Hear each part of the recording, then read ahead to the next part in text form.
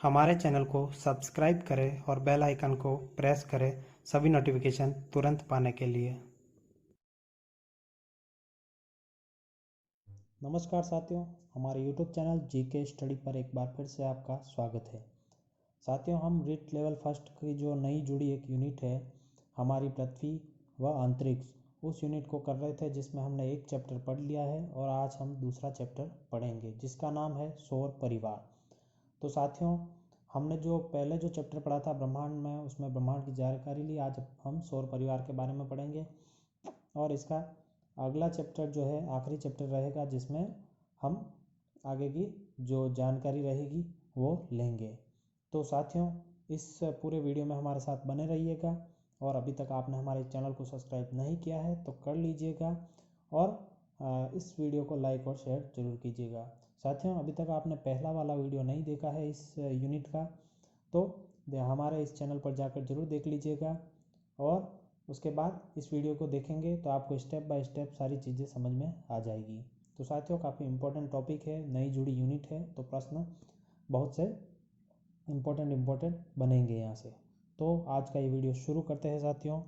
चलिए देखते हैं क्या है इसमें। हमने जो आखिरी जो पढ़ा था साथियों, आखिरी लेसन हमने जो इस यूनिट से पढ़ा था वो था ब्रह्मांड के बारे में हमने जो जानकारी ली थी। देखेंगे पिछले अध्याय में आपने ब्रह्मांड की जानकारी प्राप्त की। आइए इस अध्याय में हम इस सौर परिवार के सभी ग्रहों, उपग्रहों एवं अन्य प्रकाशीय पिंडों जैसे क्षुद्र ग्रह, उल्का पिंड आदि के बारे में जानकारी प्राप्त करेंगे। साथियों, हमने लास्ट जो चैप्टर पढ़ा उसमें हमने ये सारी चीज़ें क्या होती है, आकाशीय पिंड, आकाश गंगा, ये सारी चीज़ें क्या होती है वो पढ़ा था अपन ने। अब हम इनके बारे में थोड़ा विस्तार से पढ़ेंगे। सबसे पहले देखते हैं सौर परिवार। सूर्य के चारों ओर केवल ग्रह ही भ्रमण नहीं करते अपितु उनके अनेक धूमकेतु, ग्रह, कणिकाएं और उल्काएं भी परिक्रमण करते हैं। सूर्य, ग्रह, उपग्रह, धूमकेतु, उल्का आदि सम्मिलित रूप से एक विशाल खगोलीय समूह है जिसे सौर परिवार अथवा सौर जगत कहा जाता है। चलिए यहाँ इंपॉर्टेंट देख लीजिए, सौर जगत या सौर परिवार किसे कहते हैं। तो ये सारी चीज़ें ठीक है। इन सभी खगोलीय पिंडों में सूर्य अधिक महत्वपूर्ण है, इसलिए सूर्य को सौर परिवार का पिता या जनक कहा जाता है। इंपॉर्टेंट प्रश्न, सौर परिवार का पिता या जनक किसे कहते हैं, तो किसे कहेंगे, सूर्य को। ठीक है, चलिए नेक्स्ट देखते हैं। अब हम ग्रह के बारे में देखते हैं। ग्रह, सौर मंडल के सभी खगोलीय पिंड एक निश्चित पथ पर सूर्य का चक्कर लगाते हैं। सारे खगोलीय पिंड जो है एक निश्चित पथ, यानी कि उनका एक मार्ग होता है, फिक्स रास्ता होता है, उस रास्ते से ये सूर्य का चक्कर लगाते हैं जिसे कक्ष कहा जाता है। उस चक्कर का जो रास्ता होता है उस पथ को कक्ष कहा जाता है, ध्यान रखिएगा। इसके बारे में 1543 ईस्वी में सर्वप्रथम निकोलस कॉपरनिकस ने बताया कि सूर्य सौर मंडल के केंद्र में है और सभी ग्रह उसके चारों ओर चक्कर लगाते। काफ़ी इंपॉर्टेंट चीज़ हो जाती है यह, क्योंकि सर्वप्रथम इसका पता किसने लगाया था, निकोलस कॉपरनिकस ने। तो पूछा जा सकता है कब लगाया था और किसने लगाया था। आधुनिक वैज्ञानिकों के अनुसार हमारे सौर मंडल की आयु लगभग 460 करोड़ वर्ष है। सूर्य हमारी आकाश गंगा के लगभग 100 अरब तारों में से एक है। सूर्य जलती हुई गैसों का एक विराट पिंड है। इसकी सतह सदैव अस्थिर एवं अशांत रहती है। सूर्य में सबसे अधिक हाइड्रोजन एवं हीलियम है। तो देखेंगे कि सूर्य क्या है, सूर्य एक गैसों का जलता हुआ पिंड है जो हमेशा जलता ही रहता है और इसमें सबसे ज़्यादा जो गैसें है वो है हाइड्रोजन एवं हीलियम। और इसकी जो स्थिर है मतलब इसका जो स्थिर कहेंगे अपन, वो जो है वो हमेशा अस्थिर व अशांत रहता है। उसका जो सतह है अस्थिर अशांत रहती है। सौर मंडल के सभी के लिए सूर्य प्रकाश एवं ऊष्मा का एकमात्र स्रोत है। सौर मंडल के लिए एक सूर्य क्या है, ऊष्मा एवं प्रकाश का एक मात्र स्रोत है, यानी कि इसके अलावा और कोई स्रोत नहीं है सौर मंडल का जहाँ पर जिससे इनको प्रकाश और ऊष्मा मिल सके, इसलिए एकमात्र सोर्स है। इसका गुरुत्वाकर्षण सौर मंडल को बांधे रखता है। सूर्य का जो गुरुत्वाकर्षण है वो पूरे सौर मंडल को सूर्य के चारों ओर बांधे रखता है। सूर्य कि पृथ्वी से दूरी अधिक होने के कारण सूर्य के प्रकाश को पृथ्वी तक पहुंचने में लगभग 8 मिनट और 30 सेकंड का समय लगता है। चलिए, प्रश्न यहाँ से बन सकता है कि सूर्य के प्रकाश को पृथ्वी पर पहुंचने में कितना समय लगता है, तो 8 मिनट 30 सेकंड का समय लगता है। चलिए नेक्स्ट देखेंगे। काफ़ी इंपॉर्टेंट फैक्ट आ रहे हैं इस लेसन में साथियों, तो आप नोट करते रहिएगा। ये एकदम ऑथेंटिक बुक है RBSC की, जो आपके सिलेबस में दे रखा था कि जो 2019-20 में जो पाठ्यक्रम चल रहा है उसमें से ही प्रश्न पेपर बनेगा, तो उसी पाठ्यक्रम से अपन ये आपकी यूनिट कर रहे हैं। हमारे सौर परिवार में कुल 8 ग्रह है। चलिए, कितने ग्रह है सौर परिवार में? 8 ग्रह, जो सूर्य के चारों ओर चक्कर लगाते हैं। सूर्य से विभिन्न दूरी पर स्थित इन ग्रहों का आपस में टकराना संभव नहीं है। इनका अपना प्रकाश नहीं होता है। ये सूर्य से ऊष्मा एवं प्रकाश प्राप्त करते हैं। देखिए, सूरज के हमारे सौर परिवार में कितने 8 ग्रह है, और ये सूरज के चक्कर लगाते रहते हैं। ये आपस में टकराते नहीं, इनके बीच में बहुत सा गैप होता है, और इनकी कोई खुद का जो प्रकाश नहीं होता है। ये सूरज से प्रकाश और ऊष्मा ग्रहण करते हैं। सूर्य से दूर जाने पर क्रमशः बुध, शुक्र, पृथ्वी, मंगल, बृहस्पति, शनि, अरुण और वरुण ग्रह है। अब ये सीक्वेंस आपको याद रहनी चाहिए। इन सीक्वेंस से बहुत से प्रश्न बनते हैं। इस सीक्वेंस से बहुत से प्रश्न बनते हैं। कैसे बनेंगे कि सूर्य का सबसे नज़दीक तक ग्रह, सबसे दूर वाला ग्रह बुध और पृथ्वी के बीच वाला, बृहस्पति और अरुण के बीच वाला, या इसके राइट वाला, इसके लेफ्ट वाला, ऐसे बहुत से प्रश्न बनेंगे। तो आपको इसकी सीक्वेंस एकदम याद होनी चाहिए। सन 2006 तक प्लूटो को भी एक ग्रह माना जाता था, लेकिन नए प्रमाणों के आधार पर अंतर्राष्ट्रीय खगोलीय संगठन ने प्लूटो को बौने ग्रह का दर्जा दिया। प्लूटो को भी पहले ग्रह माना जाता था, लेकिन 2006 के बाद इसको बौने ग्रह का दर्जा दिया गया। ये फैक्ट भी याद रखिएगा। फिर देखते हैं, सूर्य के पास स्थित बुध, शुक्र, पृथ्वी या मंगल ग्रह को आंतरिक या धरातलीय ग्रह भी कहा जाता है। ये छोटे और अधिक घनत्व वाले हैं और चट्टानों से बने हैं। बृहस्पति, शनि, अरुण और वरुण ग्रह आकार में बड़े एवं कम घनत्व वाले हैं। इन्हें बाह्य या गैसीय ग्रह भी कहा जाता है। प्रश्न ऐसे बनेगा कि इनमें से कौन सा गैसीय ग्रह नहीं है, इनमें से कौन सा बाह्य ग्रह नहीं है, या इनमें से कौन सा आंतरिक ग्रह है, ऐसे प्रश्न आपके बनेंगे। तो ये चीज़ें आप बिल्कुल यहाँ से इस पूरे पैराग्राफ में से जो जितने भी फैक्ट है ये आपको रटने हैं। इनका कोई इलाज नहीं है, आपके पास प्रश्न बनेंगे यहाँ से। चलिए आगे देखते हैं। ये सौरमंडल का एक चित्र है, दे रखा है बुक में, देख लीजिए। सबसे पहले सूर्य जो इन सबसे बड़ा है, उसके सूर्य के बाद बुध है, बुध के बाद शुक्र है, शुक्र के बाद पृथ्वी है, पृथ्वी के बाद मंगल है, और मंगल के बाद ये क्षुद्र ग्रह का एक पूरा क्या है, बेल्ट है ये। और उसके बाद बृहस्पति, शनि, अरुण और वरुण है। ये चीज़ें आप ध्यान रखिएगा। और ये क्या है, धूमकेतु। अपन ने जब लास्ट चैप्टर में पढ़ा था वैसे धूमकेतु है ये। चलिए, और ये जो है ये अपना चंद्रमा, जो पृथ्वी का उपग्रह है।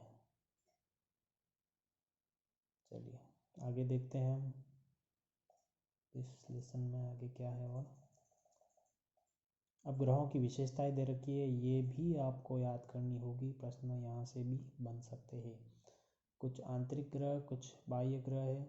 इनका निर्माण चट्टानों से हुआ है, इनका घनत्व अधिक है, इनका निर्माण गैस और तरल पदार्थों से हुआ है, इनका घनत्व कम है। बाह्य ग्रह जो है इनका घनत्व कम है और इनका निर्माण जो है तरल पदार्थों और गैसों से हुआ है, ये ध्यान रखिएगा। अब आंतरिक ग्रह कौन से हैं, बुध, शुक्र, पृथ्वी, मंगल।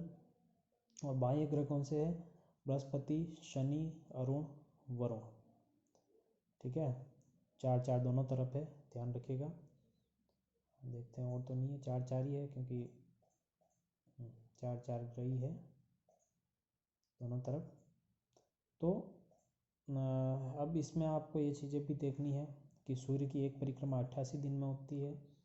बुध जो ग्रह है वो सूर्य की एक परिक्रमा 88 दिन में करता है। शुक्र है वो 225 दिन में करता है।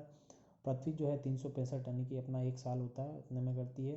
और मंगल जो है 687 दिन में। और बृहस्पति जो है वो सूर्य की एक परिक्रमा 11 वर्ष 11 माह में। और शनि जो है 29 वर्ष 5 माह में।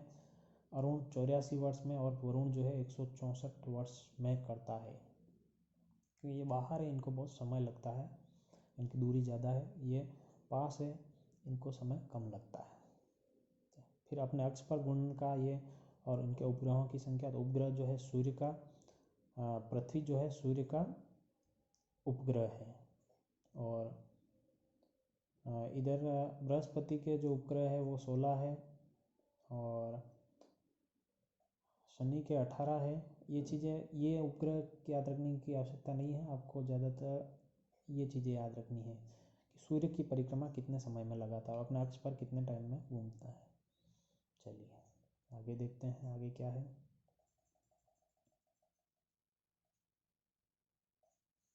खगोलीय वैज्ञानिकों ने सौरमंडल के सभी पिंडों के कई वर्ग बनाए: ग्रह, उपग्रह, बौने ग्रह और लघु पिंड। उपग्रह ऐसे आकाशीय पिंड को कहते हैं जो किसी ग्रह के चारों ओर चक्कर लगाता है। ऐसा पिंड जो सूर्य की परिक्रमा करता है और दूसरे पिंडों का रास्ता भी काटता है, बौना ग्रह कहलाता है। अब देखिए, बौना ग्रह किसे कहते हैं कि ऐसा पिंड जो सूर्य की परिक्रमा करता है और दूसरे पिंडों का रास्ता भी काटता है, ये बौना ग्रह कहलाता है। जैसे प्लूटो, एरिस, सोरिस आदि बौने ग्रह के उदाहरण है। कौन कौन से? प्लूटो, एरिस, सेरिस आदि। सूर्य की परिक्रमा करने वाले सौरमंडल के बाकी सभी छोटे छोटे पिंड जैसे क्षुद्र ग्रह, उल्कापिंड और वरुण के पार पाए जाने वाले अनजाने पिंड तथा सौरमंडल में आने वाले धूमकेतुओं आदि को लघु पिंड कहा जाता है। ठीक है, बौने ग्रह देख लिए और लघु पिंड देख लिया। पृथ्वी और इसके परिमंडल देखते हैं। जिस पृथ्वी पर हम रहते हैं वह इतनी विशाल है कि इसके विषय में हम कभी अभी तक संपूर्ण ज्ञान प्राप्त नहीं कर सके हैं। सूर्य से दूरी के अनुसार तीसरा और आकार के अनुसार पृथ्वी सौर परिवार का 5वां बड़ा ग्रह है। ये चीज़ें याद रखिएगा, दोनों फैक्ट। ग्रह है यह अन्य ग्रहों की तरह संपूर्ण प्रकाश एवं ऊष्मा सूर्य से प्राप्त करती है। पृथ्वी सूर्य से ऊष्मा और प्रकाश प्राप्त करती है, सारे ग्रह यही करते हैं। शुक्र को पृथ्वी का जुड़वा ग्रह माना जाता है। पृथ्वी का जुड़वा ग्रह कौन सा? शुक्र, क्योंकि उसका आकार एवं आकृति लगभग पृथ्वी के समान ही है। पृथ्वी के उपग्रहों से ली गई तस्वीरों से यह गोलाकार दिखाई देती है। सबको पता ही होगा ये तो, पृथ्वी जो है गोलाकार है लेकिन बिल्कुल गोल नहीं है। ठीक है, ये भी ध्यान रखिएगा। चलिए आगे देखते हैं। पृथ्वी के मापन से पता चलता है कि यह दोनों ध्रुवों पर कुछ दबी हुई है तथा विषुवत वृत्त पर कुछ उभरी हुई है। सौरमंडल में पृथ्वी की एक अनोखी ग्रह है जिस पर जीवन है। सौरमंडल में पृथ्वी एक इकलौता अनोखा ग्रह है जिस पर जीवन है।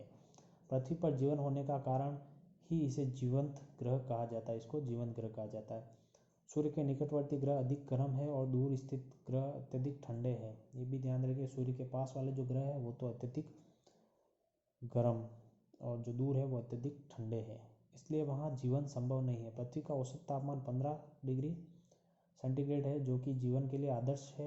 यह तापमान वायुमंडल के कारण बना रहता है। यहाँ पर्यावरण के 3 प्रमुख घटक या परिमंडल आपस में मिलते हैं और एक दूसरे को प्रभावित करते हैं।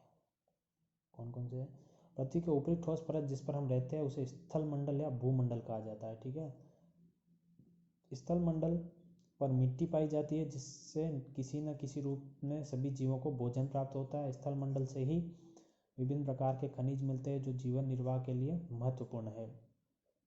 पृथ्वी के चारों ओर गैसों का आवरण है उसे वायुमंडल कहा जाता है। Nitrogen, oxygen, organ, carbon dioxide आदि वायुमंडल में पाए जाने वाली प्रमुख गैसें हैं। ऑक्सीजन एक जीवनदायी गैस है जिसे सभी जीव श्वसन क्रिया में लेते हैं। ऑक्सीजन क्या है? एक जीवनदायी गैस है और सभी जीव उसको श्वसन क्रिया में लेते हैं। यहाँ एक देखेंगे अपन, जैवमंडल जो है वो वायुमंडल, स्थलमंडल और जलमंडल से प्रभावित है। सभी प्रकार की गैसें, जलवाष्प एवं धूलकण जो वायुमंडल में पाए जाते हैं। पृथ्वी पर मौजूद समस्त जल जो जलमंडल में आता है और स्थलमंडल में पृथ्वी का ऊपरी ठोस भाग एवं मृदा आती है। ये चीज़ें ध्यान रखिएगा आप। चलिए आगे देखते हैं।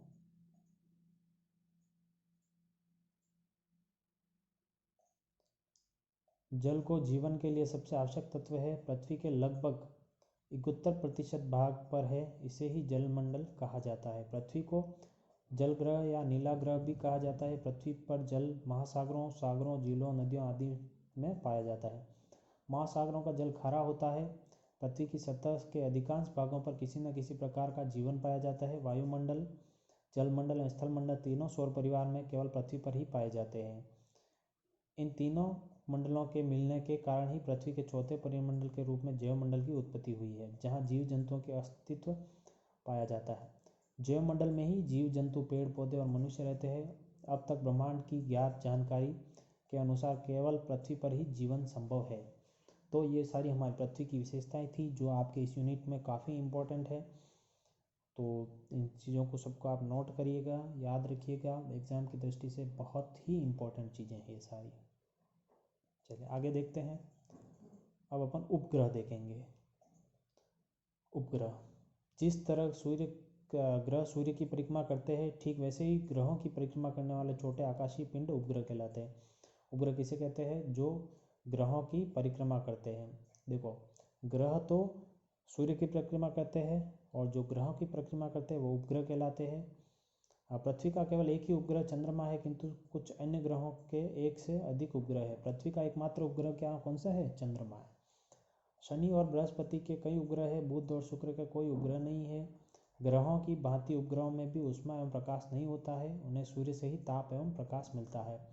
अनेक उपग्रह चंद्रमा से भी बड़े हैं, जैसे शनि का टाइटन, बृहस्पति का गैनीमीड, कैलिस्टो आदि।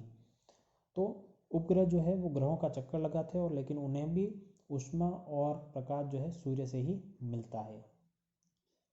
क्या आप जानते हैं शनि के उपग्रह टाइटन पर पृथ्वी की तरह सघन वायुमंडल है, वहाँ भी नदियाँ और जलाशय है, और धरातल पृथ्वी जैसा ही है। उसके वायुमंडल की प्रमुख गैस नाइट्रोजन है। यहाँ जीवन की संभावना है या नहीं, इसका पता लगाने में वैज्ञानिक अभी प्रयासरत है। ये भी इम्पोर्टेंट फैक्ट है। कहाँ पर पृथ्वी जैसे ही जल और वायुमंडल पाया है, तो कहाँ है? शनि के उपग्रह टाइटन पर। चलिए आगे देखते हैं। आई होप आपको समझ में आ रहा होगा ये सब कुछ, क्योंकि काफ़ी इम्पोर्टेंट है परीक्षा की दृष्टि से। परीक्षा में बहुत से प्रश्न बनेंगे यहाँ से, तो हमें इन सबको ध्यान रखना है। अब अपन देखेंगे चंद्रमा। चंद्रमा पृथ्वी का सबसे नज़दीक गोलाकार आकाशीय पिंड चंद्रमा है। आधुनिक खगोल शास्त्रियों के अनुसार वहाँ जल एवं वायु का अभाव है, इसलिए वहाँ जीवन संभव नहीं है। हमारी पृथ्वी के धरातल एवं चंद्रमा के धरातल में कुछ समानताएं हैं। चंद्रमा का धरातल पृथ्वी के धरातल की तरह ही उबड़ खाबड़ है। चंद्रमा की तुलना में पृथ्वी लगभग 81 गुना बड़ी है। पृथ्वी चंद्रमा से कितनी बड़ी? 81 गुना। अब देखिए चंद्रमा की कलाएं, इंपॉर्टेंट है। पृथ्वी और चंद्रमा दोनों की आकृति गोलाकार है। दोनों ही सूर्य से प्रकाश प्राप्त करते हैं, इस कारण दोनों के आधे भाग पर प्रकाश रहता है और आधे भाग पर अंधेरा। सूर्य से प्राप्त प्रकाश की किरणें चंद्रमा से परिवर्तित होकर पृथ्वी पर आती है, उसे हम चांदनी कहते हैं। कभी कभी आपने देखा होगा रात में भी उजाला रहता है क्योंकि चांद चमकता है, लेकिन वो असल में चांद की रोशनी नहीं होती है, वो सूरज की रोशनी है जो चंद्रमा पर पड़ती है और चंद्रमा से टकरा कर वो पृथ्वी पर आती है। तो चंद्रमा का कोई अपना प्रकाश नहीं है, वो भी सूर्य से ही प्रकाश ग्रहण करते हैं। महीने में एक बार ही चंद्रमा का पूर्ण प्रकाशित भाग पृथ्वी के सामने आता है, इसे भारत में पूर्णिमा कहते हैं। इसी तरह महीने में एक बार चंद्रमा का पूरा अंधेरा हो जाता है। अप्रकाशित भाग पृथ्वी के सामने होता है, उसे अमावस्या कहते हैं। ठीक है, सूर्य तो पूर्णिमा और अमावस्या का फैक्ट आपको समझ में आ गया होगा। पूर्णिमा यानी कि एक दिन जब चंद्रमा का पूरा प्रकाशित होते हैं वो पूर्णिमा, और जिस दिन पूरा अंधेरा रहता है वो अमावस्या है। अब देखते हैं अपन कुछ चंद्र की कलाएं देख लेते हैं। तो हमारी पृथ्वी ये बीच में है, इधर सूरज है, और अब देखो हाँ चंद्रमा यहाँ पर है तो सूरज की किरणें चंद्रमा के सिर्फ इस तरफ ही पड़ेगी, तो हम पृथ्वी से चंद्रमा को नहीं देख पाएंगे। तो ये दिन क्या कहलाएगा? अमावस्या। और चंद्रमा इस तरफ है, उस दिन सूरज की किरणें सीधी पृथ्वी पर गिरेगी, तो वो हमारे पूर्णिमा दिखाई देगा। और रात को भी यहाँ से सूरज की किरणें जो है टकरा के वापस पृथ्वी पर आएगी, तो पृथ्वी पर भी चांदनी उजाला रहेगा। अब देखिए ये जो चंद्र है वो इधर जो है बढ़ता रहता है, ये इधर बढ़ेगा और इधर वापस घटना शुरू हो जाएगा, और यहाँ आकर वापस अमावस्या हो जाएगी। ठीक है, तो ये 15 दिन और ये 15 दिन यानी कि 30 दिन में एक चक्कर हो जाता है। तो आई होप आपको ये कलाएँ भी समझ में आ गई होगी। वीडियो ज़्यादा लंबा नहीं हो जाए इसलिए थोड़ा स्पीड में चल रहे हैं। तो पूर्णिमा से अमावस्या तक चंद्रमा का यह प्रकाशित भाग घटता जाता है और अमावस्या से पूर्णिमा तक यह बढ़ता जाता है। चंद्रमा की इन घटती बढ़ती आकृतियों को ही चंद्रकला कहा जाता है। भारत में बढ़ते चांद के पखवाड़े को शुक्ल पक्ष एवं घटते चांद के पखवाड़े को कृष्ण पक्ष, यानी कि जब अंधेरा होता जाएगा तो उसको कृष्ण पक्ष कहेंगे और उजाला होता जाएगा तो उसको शुक्ल पक्ष कहेंगे। चंद्रमा पर दिन में बहुत अधिक गर्मी एवं रात्रि में बहुत अधिक ठंड पड़ती है, इसलिए वहाँ का वातावरण जीवन के अनुकूल नहीं है। चंद्रमा को अपने अक्ष पर घूमने में लगभग 29 दिन एवं पृथ्वी के चारों ओर चक्कर लगाने में लगभग 27 दिन लगते हैं। पृथ्वी को अपने अक्ष पर घूमने में 29 दिन और चारों ओर चक्कर लगाने में 27 दिन लगते हैं। पृथ्वी का 27 दिन में चक्कर, यानी कि हमारे हिंदू जो कैलेंडर है उसके अनुसार। ठीक है, 27। इसीलिए कभी कभी हमारे क्या है बढ़ा देते हैं, कभी कभी घटा देते हैं, इसलिए वो क्षुद्र ग्रह। अब देखते हैं अपन क्षुद्र ग्रह। क्षुद्र मंगल और बृहस्पति ग्रहों के बीच एक पट्टी में स्थित परिक्रमा करने वाले असंख्य छोटे पिंडों को क्षुद्र ग्रह या अवान्तर ग्रह कहते हैं। इनका निर्माण ग्रहों के बाद बचे मलबे से हुआ है। सेरेस इसका प्रमुख उदाहरण है। पूछ ले कि क्षुद्र ग्रह का उदाहरण, तो सेरेस है। ठीक है, ये पृथ्वी है, ये चंद्रमा है और ये है सेरेस। ठीक है, ये एक छोटा सा क्षुद्र ग्रह है। चलिए आगे देखते हैं। उल्कापिंड। उल्कापिंड उल्काएं धूमकेतुओं या क्षुद्र ग्रहों से टूटे हुए टुकड़े हैं जो पृथ्वी के गुरुत्वाकर्षण से धरती की ओर खींचे चले आते हैं। मार्ग में वायुमंडल से घर्षण के कारण वे जलने लगते हैं और नष्ट हो जाते हैं। वायुमंडल में घर्षण के समय वे ये चमकीली रेखाएं के रूप में दिखाई देते हैं, जिन्हें हम टूटते तारे कहते हैं। ठीक है, टूटते तारे क्या है? उल्कापिंड है। कुछ उल्काएं बड़ी होने के कारण पूरी तरह से नष्ट नहीं हो पाती तथा पिंडों के रूप में पृथ्वी से टकरा जाती है। इस स्थिति में उन्हें उल्कापिंड कहा जाता है। इससे पृथ्वी पर गड्ढे बन जाते हैं। ये देखिए एक उल्कापिंड गिरा था यहाँ पर, अमेरिका के एरिजोना प्रांत में उल्कापिंड गिरने से बना गड्ढा, यहाँ पर एक उल्कापिंड गिरा था। चलिए, तो साथियों पार्ट यहीं पर समाप्त होता है। इसकी कुछ शब्दावली है जो देख लेते हैं। सौरमंडल क्या है? सूर्य और पृथ्वी सहित सभी ग्रह उपग्रह अन्य लघु पिंड। पखवाड़ा क्या है? महीने का आधा भाग। क्षुद्र या अवान्तर ग्रह क्या है? मंगल और बृहस्पति के मध्य स्थित छोटे खगोलीय पिंड है। और उपग्रह क्या है? ग्रह से चक्कर लगाने वाले पिंड है। तो साथियों आई होप आपको वीडियो पसंद आया होगा, सारी चीज़ें समझ में आ गई होगी। और भी कोई डाउट रहता है, आपको कोई क्वेश्चन रहता है तो आप कमेंट में ज़रूर पूछें। इस वीडियो को अधिक से अधिक साथियों के साथ शेयर करें। हमारा चैनल को सब्सक्राइब नहीं किया तो सब्सक्राइब कर दें साथियों। अब हमारा इसका एक चैप्टर और बाकी रहेगा, उस चैप्टर के साथ ही यूनिट पूरी हो जाएगी और फिर इस यूनिट का हम टेस्ट लेंगे। तो साथियों पढ़ते रहिए, अच्छे से तैयारी करते रहिए। मिलते हैं नेक्स्ट वीडियो में, तब तक के लिए बाय साथियों।